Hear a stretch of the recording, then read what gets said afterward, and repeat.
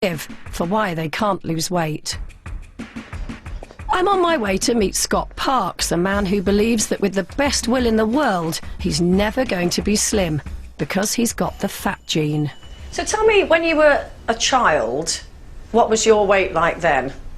It's always been up and down my weight. As a child I was quite large. I've never been a big eater of lots of sweets, but I do like the odd pork scratching, etc. So at what stage in your life would you say that you were at your biggest? Probably it's about 20, 21. I reckon I was 18 to 20 stone. I'm now reaching back up to 18 stone, so I do need to do something about my weight. So what would you say is the single biggest factor as to why you struggle with your weight? I think it's definitely about genetics. Both my grandparents, my mum, dad, my brothers, we've all struggled with our weight. So you feel that there's something like something genetically that's handed down through families that maybe makes you have a weight problem? I think you carry the genes from your parents, and I believe that if they're fat, you've got a good chance of being fat. At Oxford University, Professor Mark McCarthy and his team have actually isolated a gene connected to weight. We've identified this gene called FTO that's playing a part in the regulation of weight and risk of obesity. This is a gene that wasn't on anybody's radar screen previously as being involved in the regulation of weight, and by discovering it we have hopefully opened up a new bit of biology related to weight, and the expectation is we'll be able to use that perhaps to develop new treatments and possibly new ways of preventing a weight gain. Scott Parks has no idea if he's got the so-called fat gene. He just thinks he does. So we arranged for a special swab test, and now he's picking up the results. So here we are. What are you expecting them to tell you? Well, I'm hoping they tell me that I'm overweight because I've got a gene problem or a fat gene.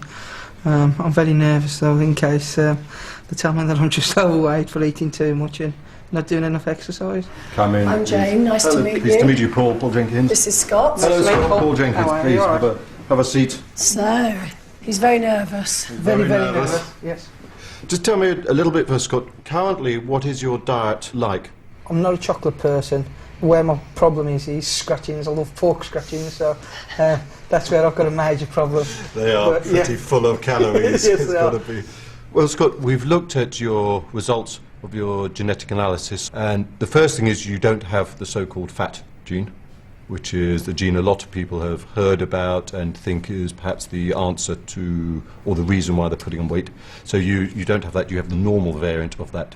I mean, I think I have to tell you that ultimately, as is the case with about 99% of people who are overweight, you can lose the weight by calorie restriction. The trouble is that with yourself, your motivation can start to wane a little if you don't see the consistent success. You said you were hoping that Paul would tell you you had the fat gene because it would then be like a badge for you to say to people, I can't lose weight because I have the fat gene.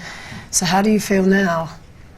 Well, I think it's actually giving me a kick up the backside. I better get training a bit more and eating a lot healthier and watching what I eat a lot more. I think what I need to do is make a list of what I have in the morning, what I have at dinner time, because sometimes, like you say, oh, I've not had nothing all day. You might have nipped in and grabbed something quick to eat and you forgot about it because you're that busy throughout the day. Until you sit down and you write everything down, I think that's what we need. That's what I need to do. By doing that, you will find out where those calories are coming from. And is it, oh, actually, it's not just one packet of pork scratchings, actually. There's another two, or maybe there's a third one slipped in there, or there's some other snacks that you're having, and you'll get the idea then how to change your lifestyle for the better in the longer term. But before you all rush out to be tested, the medical evidence is that whether or not you have the gene, it's still no excuse for being fat.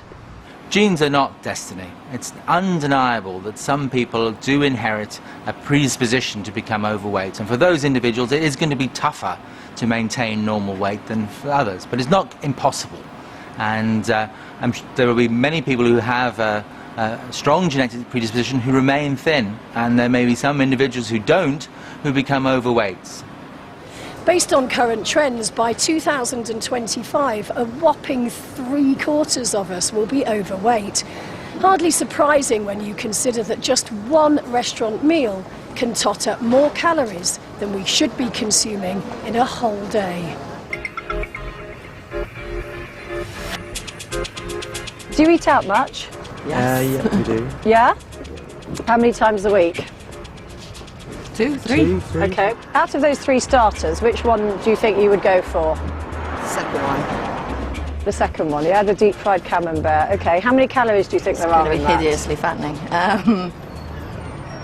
400 or 500. Okay. Karen's going to do the honours. So, not far off on that one. What about the main courses? Steak. Steak, 12 ounce or 6? It'd be the 6. You take the 6. What about you? Yeah, the same. Yeah? Okay. How many calories do you think there are in that? With the bonus sauce, I'd say probably about 1,500. No way. Do you think? No. Well, 1,000. 800. No way. It's going to be 1,000. I'm telling you. Okay. The 1,000. Karen? Oh my God, I told you. My first guess counted. How much wine? 1 glass or a bottle between you, or? Easily a bottle. Yeah? So your meal, bearing in mind you've also had a couple of glasses of wine, comes to a total of 2,674 calories. And that's not even breakfast. Or lunch. Yeah. Oh my God. What about the main courses? Which one would you Which one go would I go for? I would go for, oh, they're all really nice. I know. Today I'd fancy the fish cakes. Okay, salmon fish cakes. Right, how Yeah. many calories do you think So I those would say have? French fries, mayonnaise, that's about 400, 500. 400-500, Yeah. okay. Right, that's me done for the day. That's you done for the That's day. it now.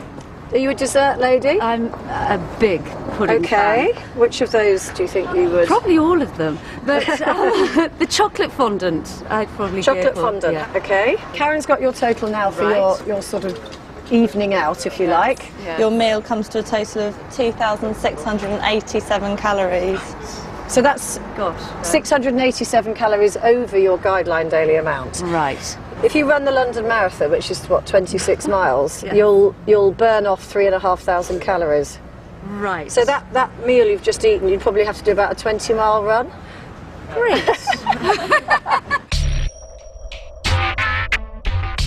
So, is there any way you can find out what's in the food at your favourite restaurants? I started my own search on the internet.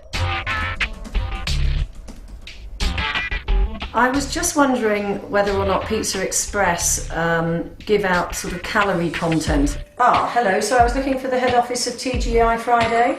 I'm targeting some of the most popular chain restaurants, but so far none of them seem to provide calorie information. Right, and there's no plans to introduce that? It's a different story in the States. It's perfectly possible to adopt what they're now trying in New York, which is to require restaurant chains, where you've got more than 10, 15 chains in a company, who are selling very similar products in each of those chains, and they know what the formulations are. You can get them over here to do just the same, to put labelling on the products that they're selling. From my research, out of the 15 most popular restaurant chains, only 3 currently provide calorie information on their websites. That's Café Rouge, Pizza Hut and Harvester.